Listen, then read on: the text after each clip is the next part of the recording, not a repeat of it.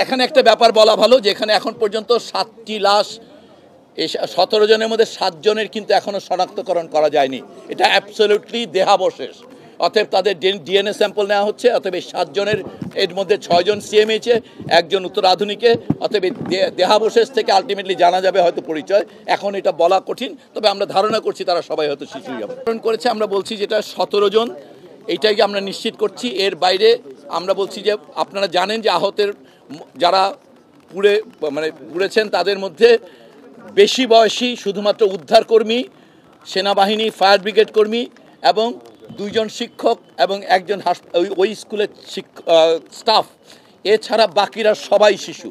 So এই শিশুর সংখ্যা 100 বেশি এবং অন্যান্যদের সংখ্যা 15 জনের কাছাকাছি হবে, এটা এক্সাক্ট না।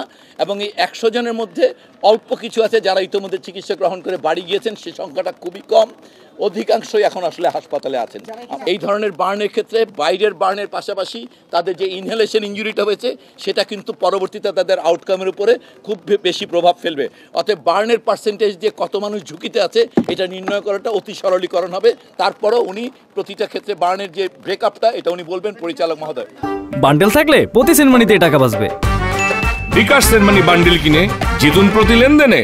এই ন্যাশনাল বার্ন ইনস্টিটিউটে এবং সিএমএইচে রোগীরা ভর্তি আছেন। সংখ্যাগুলো বলবেন। 3 জন এই হাসপাতালে আনার পর এখান থেকে পাঠানো হয়েছিল 4 জনকে ঢাকা মেডিকেল কলেজে, তার মধ্যে একজন মৃত্যুবরণ করেছেন।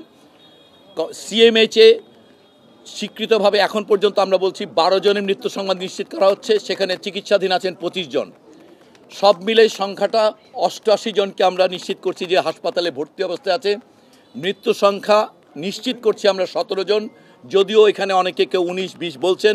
এই সংখ্যাগুলো আমরা আমাদের পক্ষ থেকে, স্বাস্থ্য পরিবার কল্যাণ মন্ত্রণালয় বা এই প্রতিষ্ঠানের পক্ষ থেকে আমরা নিশ্চিত করছি না, কিন্তু এই সংখ্যাটা ভ্যারি করতে পারে। আমি বারবার বলছি, এখানে প্রধানত চিকিৎসার ক্ষেত্রে আমাদের যে দক্ষতা, এই প্রতিষ্ঠানের সামর্থ্য, দক্ষ চিকিৎসক, রক্ত, আনুষঙ্গিক সকল প্রস্তুতি সম্পূর্ণ আছে।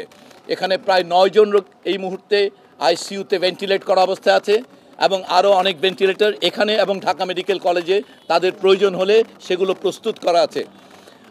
রক্তের প্রয়োজনীয়তা সম্পর্কে আপনাদের সকল মানুষের আবেগ জড়িত।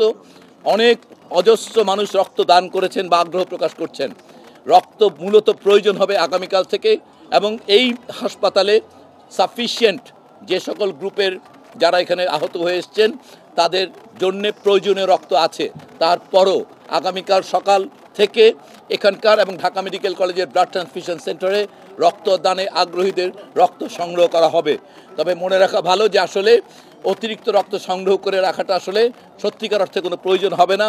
অতএব একটি যুক্তিসঙ্গত সংখ্যক রক্তদানকারী আসলেই আমাদের পক্ষে এটা ম্যানেজ করা ভালো হবে।